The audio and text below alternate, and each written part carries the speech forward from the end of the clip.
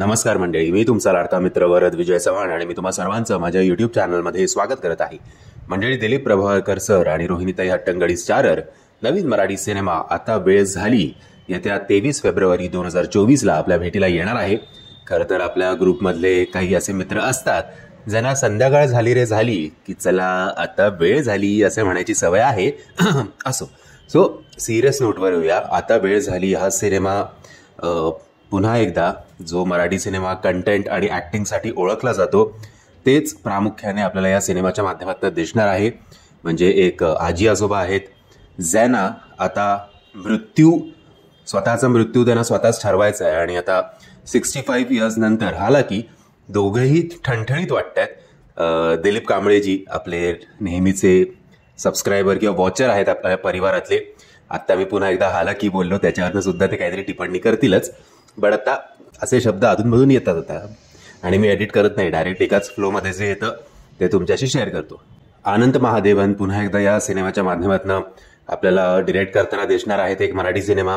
या सिनेमाची कथासुद्धा त्यांनी लिहिलेली आहे आणि या आधीसुद्धा जेव्हा जेव्हा आनंद महादेवन सर आपल्या समोर मराठी सिनेमे घेऊन आलेत तेव्हा या सगळ्या सिनेमांनी फिल्म फेस्टिवल्स मात्र नक्कीच गाजवलेत, पण बॉक्स ऑफिसवर अनफॉर्च्युनेटली एवढं काही करिश्मा दाखवू शकले नाही.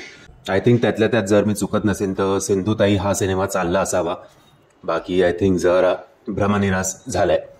पण आता पुन्हा एकदा जसं अलीकडे विक्रम गोखले सरांचा सूर लागू दे हा सिनेमा आला होता, त्यात सुद्धा आजी आजोबांचं दुःख होतं, यात सुद्धा वेगळं दुःख आहे. पण आता आपल्या आयुष्यात एवढे टेन्शन्स ऑलरेडी चालू असणारा विकत टेन्शन अजून कोण बघायला जाईल का हे बघणं नक्कीच इंटरेस्टिंग ठरेल. पण नो डाऊट या सिनेमाचं लेवल्स असतील, म्हणजे ॲक्टिंगचं, डिरेक्शनचं, कथेचं आणि ओव्हरऑल कंटेंट वाईज, तर नो डाऊट हा सिनेमा प्रत्येकाच्या डोळ्यात पाणी आणेल, याच्यात काहीच शंका नाही. पण ते पाणी आणायला थिएटरमध्ये आधी जावं लागेल. सो बघू काय आहे या सिनेमाचं भवितव्य ते. मंडळी, हा ट्रेलर जर तुम्ही बघितला नसेल तर त्याची लिंक मी तुम्हाला खाली डिस्क्रिप्शन बॉक्समध्ये देतोय. मी आशा करतो तुम्हाला हा व्हिडिओ आवडला असेल. जर तुम्हाला हा व्हिडिओ आवडला असेल तर प्लीज या व्हिडिओला लाईक, शेअर आणि चॅनलला सबस्क्राईब करायला विसरू नका. जय हिंद, जय महाराष्ट्र.